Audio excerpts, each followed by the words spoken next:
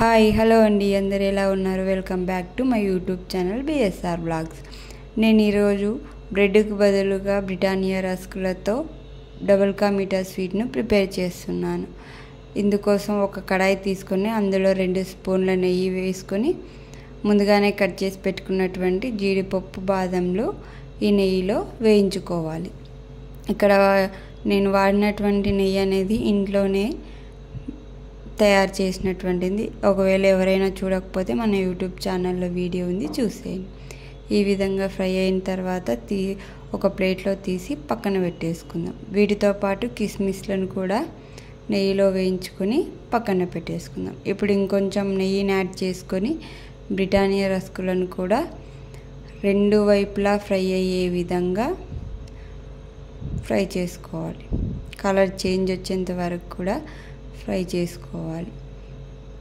ఈ విధంగా నేను ఇక్కడ 12 పీసులను తీసుకోవడం జరిగింది. నేను తీసుకున్నటువంటి పీసులకు ఈ మాత్రం షుగర్ అయితే కరెక్ట్గా సరిపోతుందని చెప్పి తీసుకున్నాను. ఏ బౌల్తో అయితే షుగర్ తీసుకున్నామో అదే బౌల్తో ఒక బౌల్ వాటర్ని యాడ్ చేశాను.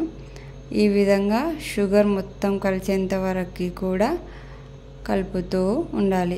మొత్తం షుగర్ అనేది కలిసిపోయిన తర్వాత మనం ముందుగానే నెయ్యిలో వేయించుకున్నటువంటి బ్రిటానియా రస్కులు ఉంటాయి కదా, అవి ఈ పాకంలో వేసేసుకోవాలి.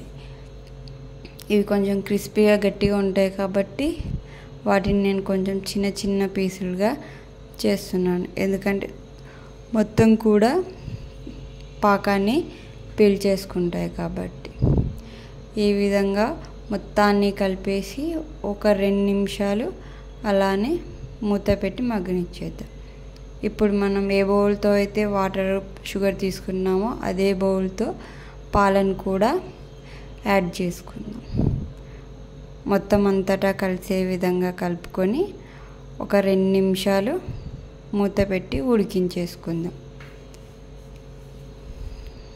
ఇప్పుడు ఫైనల్గా మనం నెయ్యిలో వేయించుకున్నటువంటి బాదం, జీడిపప్పు, కిస్మిస్లను కూడా ఇక్కడ యాడ్ చేసుకుని ఒక 2 నిమిషాలు మొత్తం కూడా ఉడికించేసుకున్నామంటే మనకెంతో తీయగా ఉండేటటువంటి రస్కులతో చేసినటువంటి డబుల్ కా మీఠా స్వీట్ తయారైపోయినట్టే. ఇప్పుడు ఒక బౌల్లోకి తీసుకొని సర్వ్ చేసుకున్నామంటే అయిపోద్ది.